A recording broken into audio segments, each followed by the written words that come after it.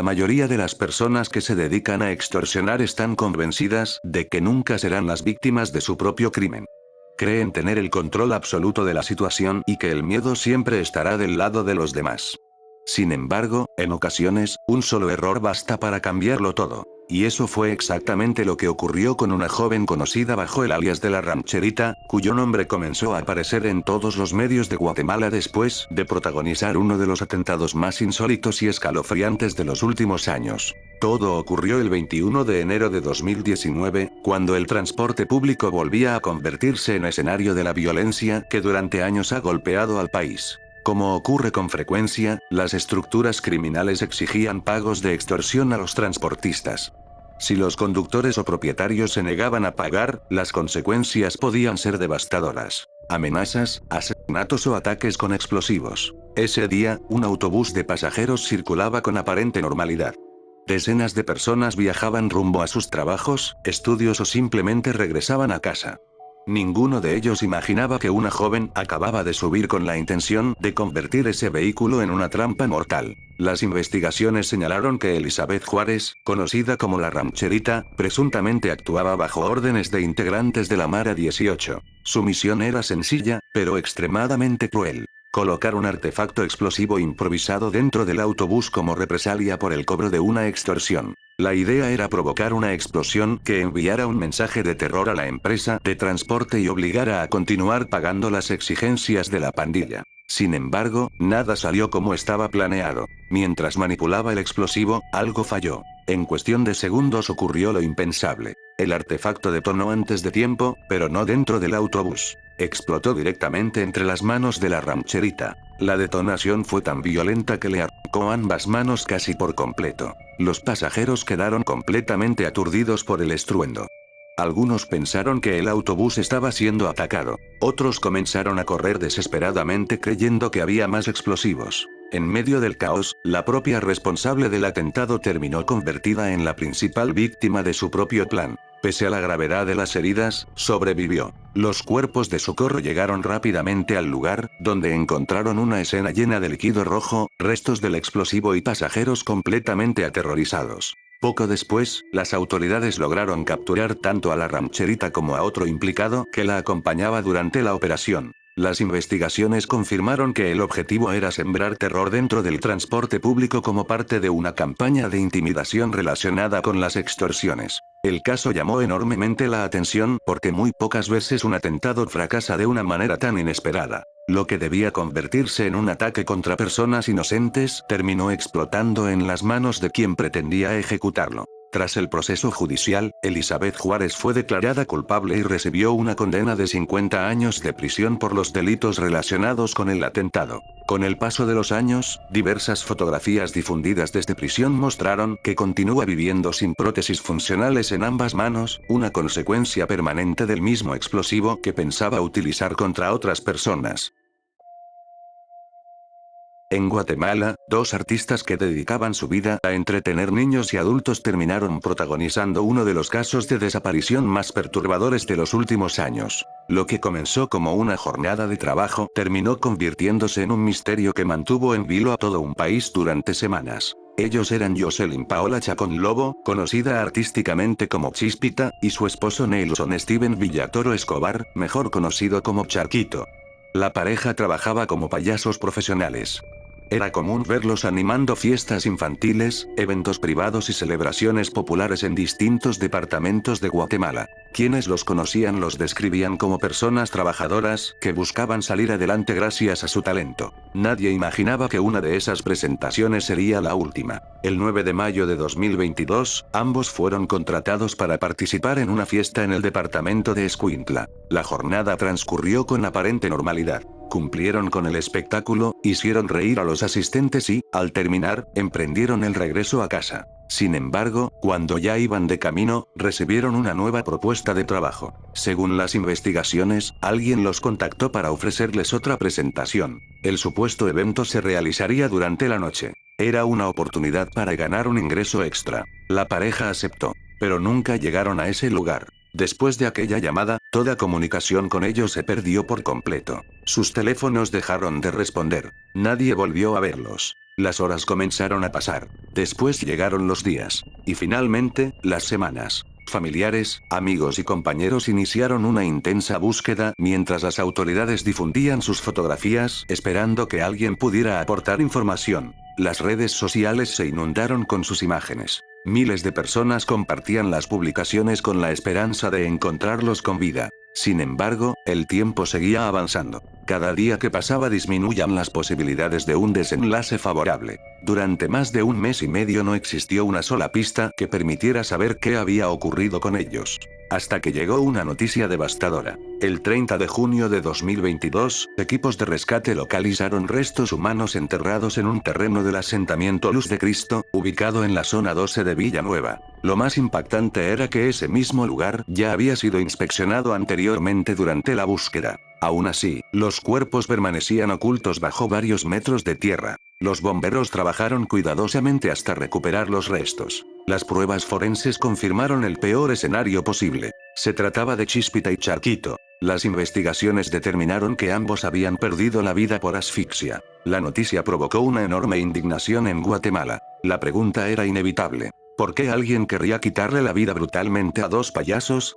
Conforme avanzó la investigación, comenzaron a surgir diversas hipótesis. Una de las líneas más comentadas apuntaba a que la pareja habría tenido algún tipo de vínculo con personas relacionadas con estructuras criminales dedicadas al cobro de extorsiones. Incluso circularon versiones que aseguraban que el asesinato pudo estar relacionado con dinero perteneciente a esos grupos. Sin embargo, muchas de estas afirmaciones nunca fueron confirmadas oficialmente y continúan formando parte de las especulaciones que rodean el caso. Lo único comprobado es que alguien utilizó una falsa oferta de trabajo para hacer que ambos acudieran a una cita de la que jamás regresarían. Aquella llamada telefónica terminó siendo una sentencia de muerte. Lo que debía ser una noche más de trabajo terminó convirtiéndose en el último acto de sus vidas. El caso dejó al descubierto una realidad que muchas personas prefieren ignorar. En ocasiones, las organizaciones criminales no distinguen profesiones, edades o sueños. No importa si eres comerciante, conductor, estudiante. O incluso alguien cuya profesión consiste en hacer reír a los demás. Hasta el día de hoy, el asesinato de Chispita y Charquito continúa siendo uno de los casos más recordados e impactantes de Guatemala.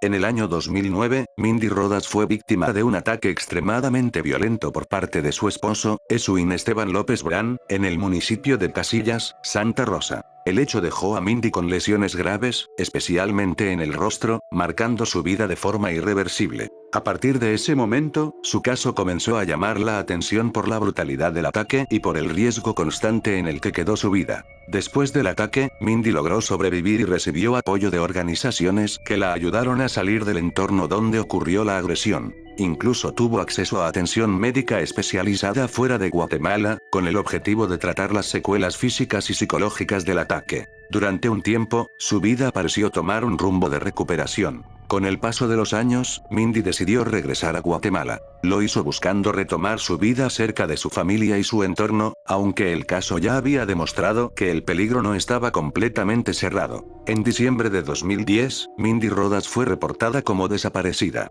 La incertidumbre creció rápidamente, ya que se trataba de una persona con antecedentes de violencia extrema en su contra. La búsqueda terminó de la peor manera posible. Días después, su cuerpo fue localizado en la ciudad de Guatemala, en la zona 1, junto al de otra mujer. El hallazgo confirmó que Mindy había sido víctima de un nuevo hecho de violencia. El 17 de enero de 2011, las autoridades realizaron la identificación oficial del cuerpo, confirmando que se trataba de Mindy Rodas. El caso fue cerrado con una conclusión devastadora. Había sido asesinada tras haber sobrevivido previamente a un ataque que ya había marcado su vida. Su esposo, Esuín Esteban López Brán, fue nuevamente señalado como principal sospechoso del crimen. El caso reforzó la línea de investigación sobre violencia de pareja y reincidencia en contextos de agresión extrema. El 5 de julio de 2011, un tribunal de Cuilapa condenó a Esuín a 45 años de prisión, 33 años por feminicidio en grado de tentativa y 12 años por violencia contra la mujer.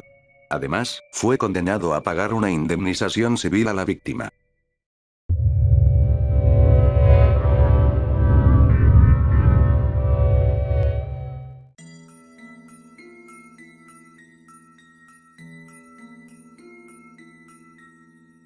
Facundo Cabral era un reconocido cantautor, escritor y filósofo argentino. Durante décadas recorrió América Latina ofreciendo conciertos en los que mezclaba música, poesía y profundas reflexiones sobre la vida. Su fama trascendía generaciones.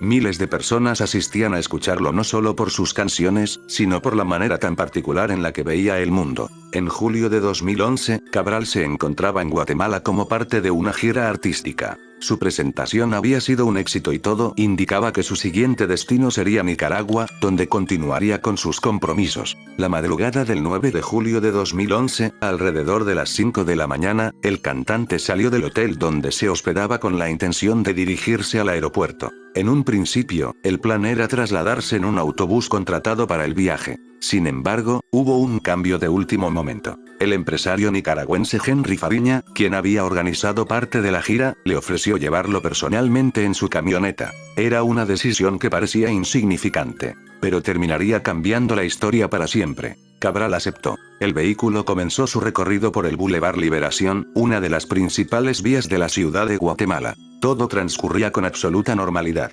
Hasta que, apenas unos minutos después de abandonar el hotel, varios vehículos comenzaron a acercarse rápidamente. Lo que ocurrió enseguida parecía sacado de una película de crimen organizado. Los automóviles rodearon la camioneta, y sin dar tiempo a reaccionar, comenzó una lluvia de disparos. Los sicarios utilizaron fusiles de asalto y armas cortas, disparando una y otra vez contra el vehículo. Los testigos describieron una escena caótica. El estruendo de las ráfagas despertó a vecinos y conductores que inmediatamente buscaron refugio. Los vidrios del automóvil estallaban mientras decenas de proyectiles atravesaban la carrocería. En cuestión de segundos, la camioneta quedó prácticamente destrozada. Las investigaciones determinaron que alrededor de 25 impactos de bala alcanzaron el vehículo. Uno de esos disparos impactó directamente en la parte superior del cuerpo de Facundo Cabral. El artista perdió la vida prácticamente al instante.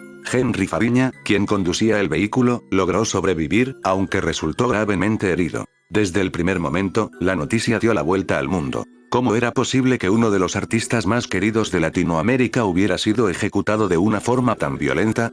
La respuesta parecía sencilla. Pero conforme avanzó la investigación, el caso se volvió mucho más complejo. Las autoridades comenzaron a reconstruir los hechos. Muy pronto descubrieron algo inesperado. Todo apuntaba a que Facundo Cabral nunca había sido el verdadero objetivo del atentado. Las evidencias indicaban que el blanco era Henry Fariña. Fariña era un poderoso empresario nicaragüense dedicado al entretenimiento y propietario de varios centros nocturnos. Sin embargo, también era señalado por presuntos vínculos con redes de lavado de dinero y otras actividades ilícitas. Su nombre ya aparecía en investigaciones relacionadas con el crimen organizado. La trayectoria de las balas también fortalecía esa hipótesis. La mayoría de los disparos se concentraban precisamente sobre el asiento del conductor, es decir, sobre el lugar donde viajaba Henry Fariña. Según las investigaciones desarrolladas por las autoridades guatemaltecas y organismos internacionales, el ataque habría sido ordenado por integrantes del crimen organizado vinculados al narcotráfico, quienes buscaban eliminar al empresario nicaragüense.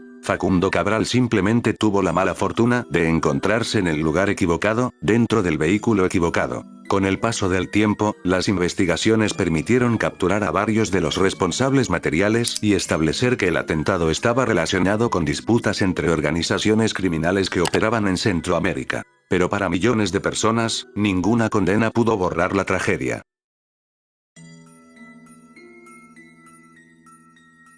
El 6 de julio de 2011, Cristina Siecavica desapareció dentro de su propia casa en Guatemala. Desde ese momento, el caso se convirtió en una de las investigaciones criminales más mediáticas y complejas del país. Cristina Siecavica Molina fue vista por última vez en su residencia ubicada en el condominio Los Manantiales, en San José Pínula. La denuncia fue presentada por su esposo, Roberto Barreda, quien inicialmente afirmó que se trataba de una posible desaparición forzada o secuestro. Sin embargo, desde el inicio, el caso presentó inconsistencias. No hubo testigos directos de lo ocurrido. No hubo exigencias económicas. No hubo señales posteriores de contacto o vida. Con el avance de las diligencias, la hipótesis del secuestro fue perdiendo fuerza. En la vivienda se localizaron indicios forenses compatibles con un hecho violento, incluyendo rastros biológicos en el dormitorio principal. A partir de ese momento, la investigación se orientó hacia un posible feminicidio dentro del entorno familiar.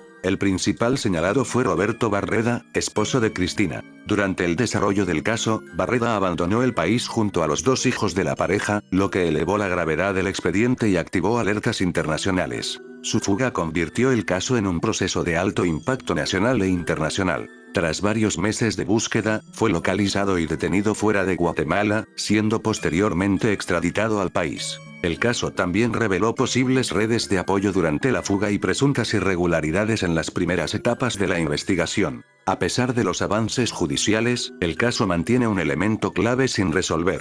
El cuerpo de Cristina Siecavica nunca fue encontrado. Esto dejó el proceso sin una prueba material definitiva del paradero de la víctima, aunque con una línea investigativa sólida sobre lo ocurrido.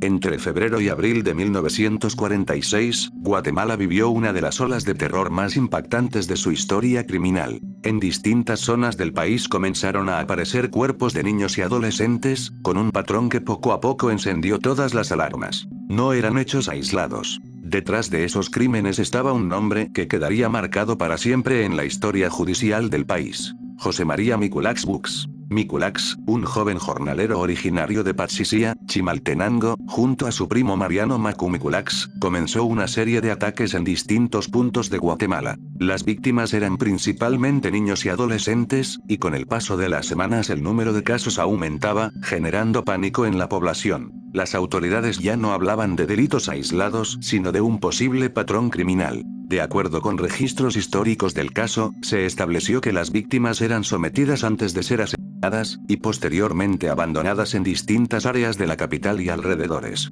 El nivel de violencia y repetición de los hechos fue lo que permitió identificar que no se trataba de un solo responsable, sino de una serie de crímenes conectados. La presión pública creció rápidamente. La ciudad de Guatemala vivía en alerta constante, mientras las fuerzas de seguridad intensificaban la búsqueda del responsable o responsables. La investigación finalmente llevó a identificar a José María Miculax y su primo como principales sospechosos. En abril de 1946, las autoridades lograron su captura. El caso avanzó con rapidez inusual para la época debido al impacto social que había generado. Miculax fue juzgado bajo un proceso especial, debido a la gravedad y cantidad de crímenes atribuidos. Pocos meses después de su captura, José María Miculax fue condenado a muerte y ejecutado mediante fusilamiento en julio de 1946. Su caso quedó registrado como el primer asesino serial documentado y sentenciado en Guatemala.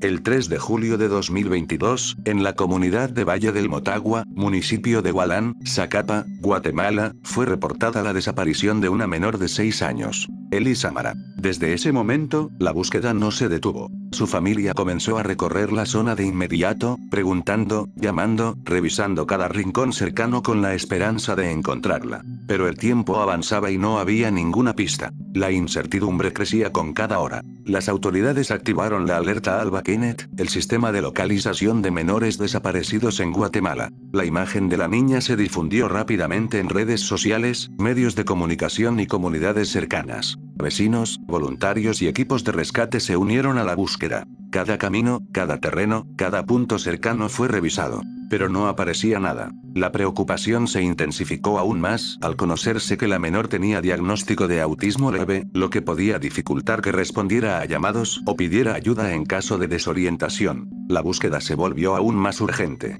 Días después, mientras se realizaban labores en el río Motagua, integrantes de la Brigada de Infantería de Marina del Ejército de Guatemala encontraron el cuerpo de una menor en una biobarda instalada en el río. Las autoridades confirmaron posteriormente la identidad. Era Eli Samara. Las investigaciones determinaron que la causa de muerte fue asfixia por sumersión, es decir, ahogamiento.